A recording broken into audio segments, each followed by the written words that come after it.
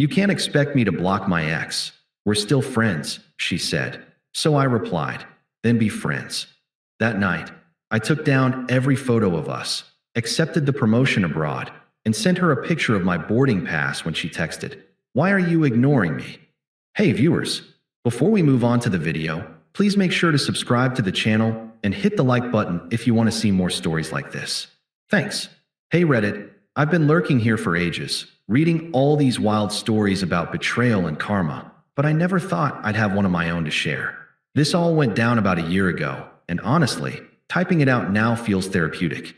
If you're into those satisfying revenge tales where the good guy walks away with dignity and life slaps the cheater hard, buckle up. I'm a 28-year-old software engineer, and I thought I had it all figured out with my girlfriend, Sarah.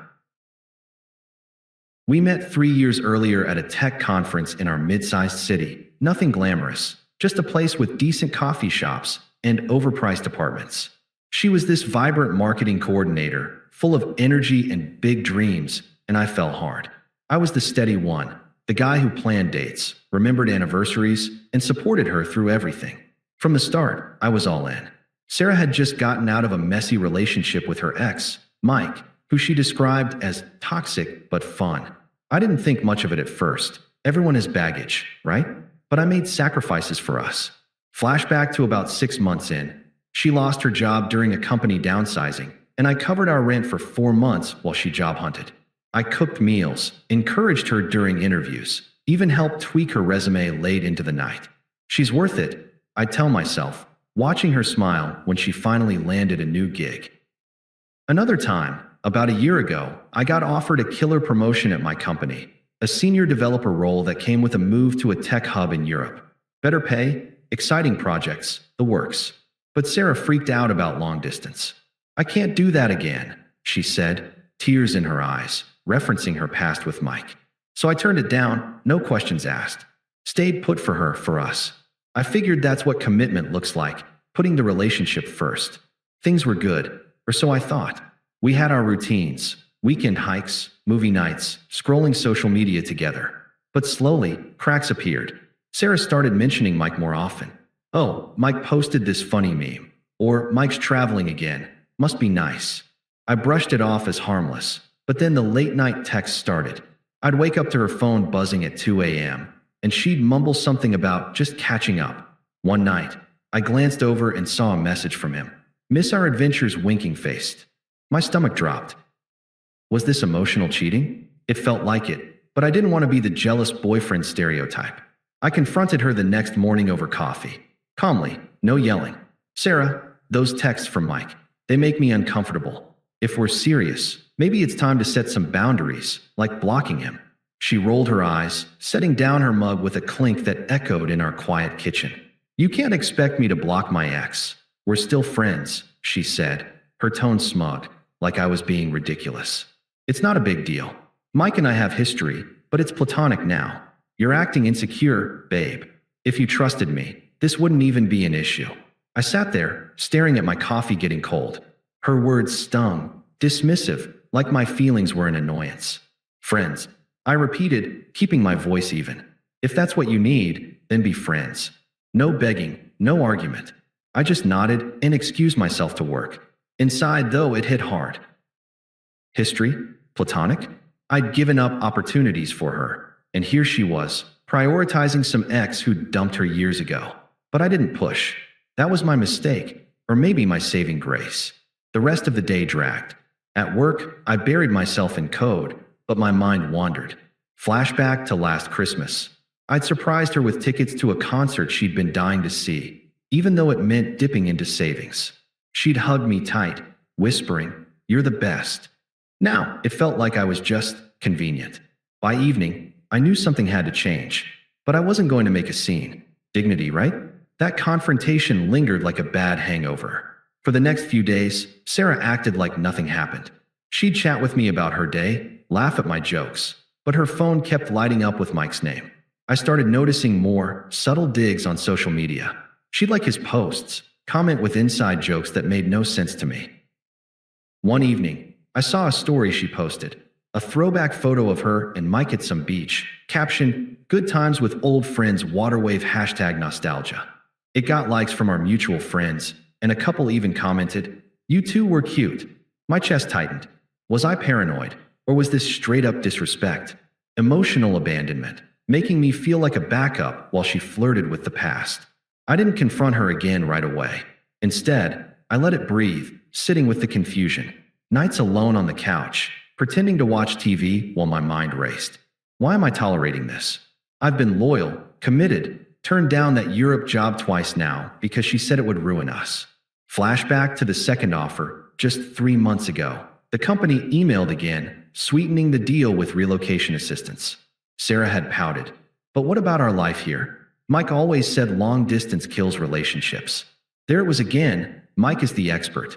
I'd reassured her, we'll make it work here. Sacrificed my growth for her comfort. Now, staring at that beach photo, it felt unfair, undeserved, like I was pouring into a cup with a hole in it. A week later, things escalated. I came home from work to find her on the phone, giggling. She hung up quickly when she saw me. "Who was that?" I asked, casual as I could manage. "Just Mike," she said, waving it off. "He's going through a rough patch. Needs a friend." That night, we had the talk. She initiated it, sitting me down on the couch with that serious look. "Look, I've been thinking," she started, her voice steady, almost rehearsed. "I need space. Mike understands parts of me that, well, you don't. You're great, but you're so settled, so predictable. I don't want to hurt you, but this friendship with him, it's harmless, and if you can't handle it, maybe we're not right." I leaned back, processing her words. Excuses piled up. "It's not cheating, we're just talking. You're making it weird by being jealous." Twisted logic followed. "If you really loved me, you'd trust that Mike's just a friend. Blocking him would be controlling, and I won't live like that. I deserve someone who lets me be free." She said it all with this smug edge, like she'd already won the argument in her head. Dismissive, as if my 3 years of commitment were footnotes. "So what now?" I asked, my tone flat. She shrugged. "I think we should take a break. See where things go." No tears from her, just that casual cruelty. I nodded slowly. "I get it. Do what you need. No emotional outburst, no pleading." I stood up, grabbed my laptop, and went to the bedroom. She looked surprised, like she expected me to fight. But I was done. That night, while she slept, I made my move. First, I logged into social media and took down every photo of us. Hundreds of them, from vacations to lazy Sundays. It felt like erasing a chapter, but it was liberating. No more pretending, I thought. Then, I emailed my boss. "I'm accepting the promotion.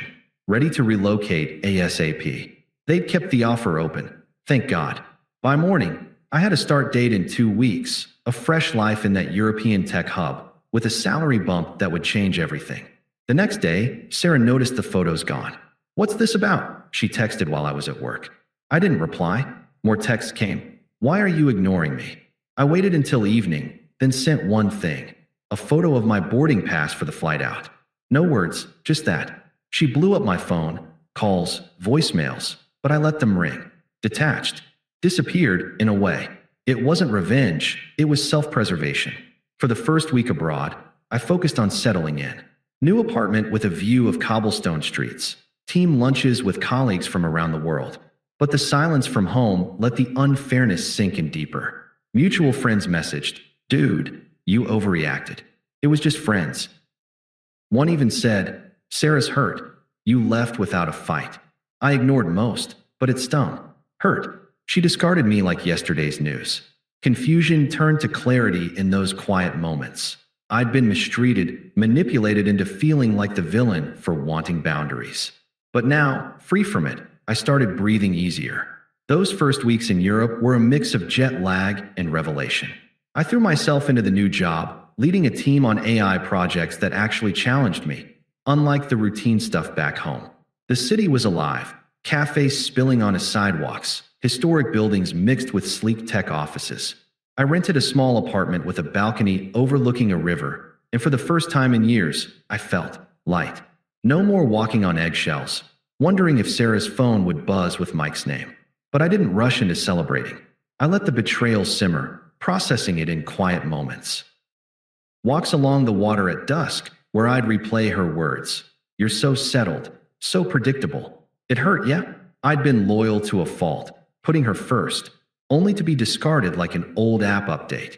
Confusion lingered. Was I too boring? Did I deserve this? But slowly, it faded into acceptance. This wasn't my fault. It was her choice. I blocked Sarah on everything that first night, but mutual friends kept the updates coming, at least initially. A guy from our old circle, Tom, messaged, "Hey man, Sarah's saying you ghosted her out of nowhere."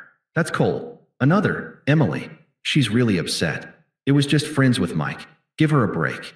Their words were unpleasant, laced with that toxic loyalty to her version of events. I replied to a couple politely. Appreciate the concern, but I'm good. Then I muted the group chats. Let the silence build. It was unfair, them painting me as the villain when she'd been the one manipulating boundaries. But I didn't argue.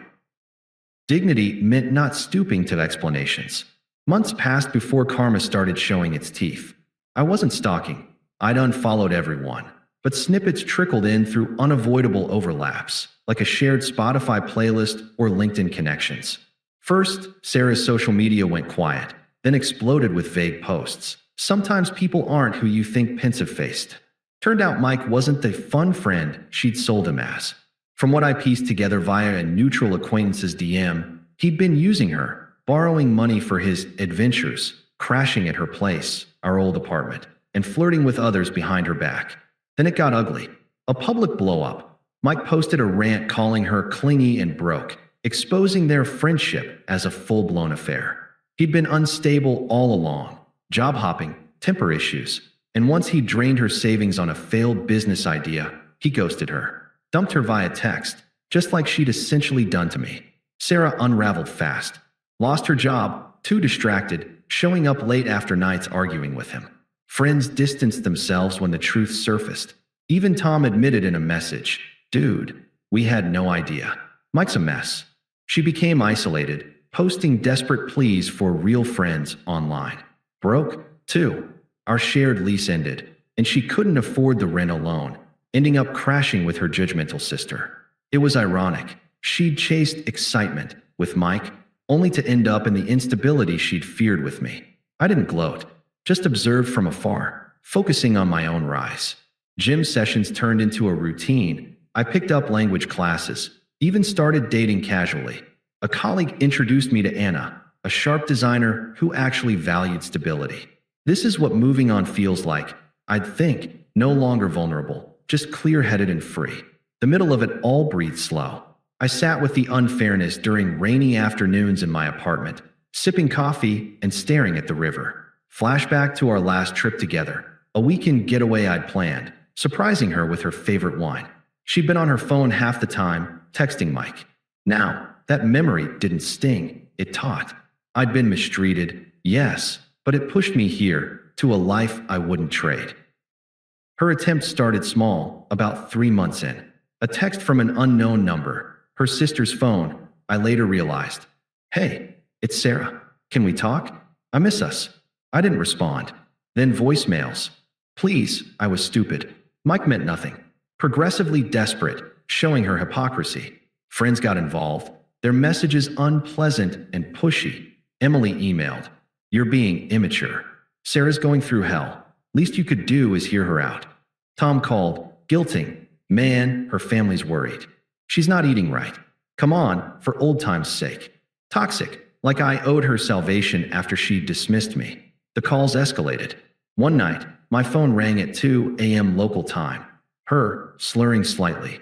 "Why'd you leave like that?" "I needed space, not for you to vanish." I picked up once, curious more than anything. "Sarah," I said calmly, "what do you want?" Her voice cracked at first, apologetic. "I messed up. Mike, he was abusive, took everything. I see now how good you were. Please, let's try again. I can visit. I'll figure it out." Hypocrisy dripped. "You expected me to block him, but you blocked me? That's not fair." I stayed firm. "No sympathy. You made your choice. I'm not part of it anymore." She pushed, "But we had history. Don't you care?" "No," I replied evenly. Moved on. Click. That set her off. Next attempts turned angry, texts raging. How dare you send a boarding pass and disappear? You're heartless. Her family piled on. A voicemail from her mom, unpleasant and accusatory. You've destroyed her. She cries every night. Be a man and fix this. Her sister messaged, Sarah's desperate.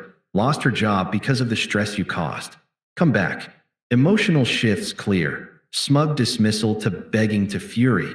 Power reversing as she exposed her true colors. I blocked the new numbers, but she found ways. Email from a work address.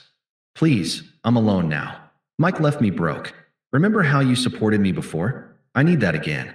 Desperation peaked in a long message. I'll change, block everyone. Just talk to me. It revealed everything.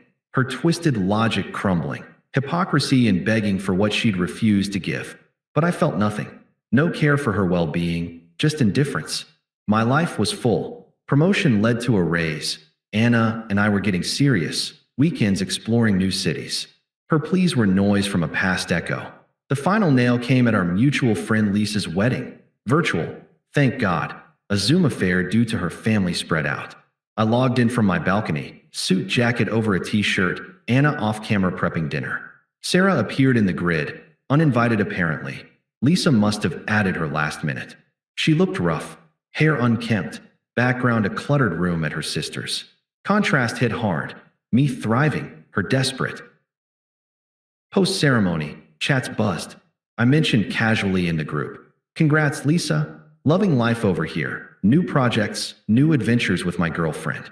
Sarah private messaged immediately. Girlfriend? Wait, we need to talk. Please.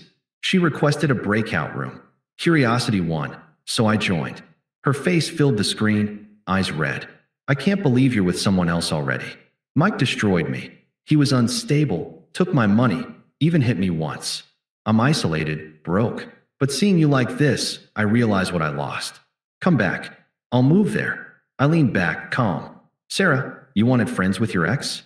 I wanted peace, found it here. Mirroring her logic. You said I was predictable, controlling for wanting boundaries. Now you're begging? That's not my story anymore. Firm, no sympathy. You're irrelevant to my happiness. I've built something real, upgraded, without the drama. She teared up, desperate. But I love you. Don't do this. Chapter closed, I said definitively. Handle your choices. I left the room, blocked her Zoom ID. Power flipped, she'd been smug, now powerless. Me, emotionally free, vanished from her life like I'd never been central. Reddit, karma's poetic. I'm thriving. She's not my concern. If you're in something similar, walk away with dignity. It pays off. Thanks for watching. Make sure to subscribe to the channel and hit the like button. What do you think about this story? Share it in the comments.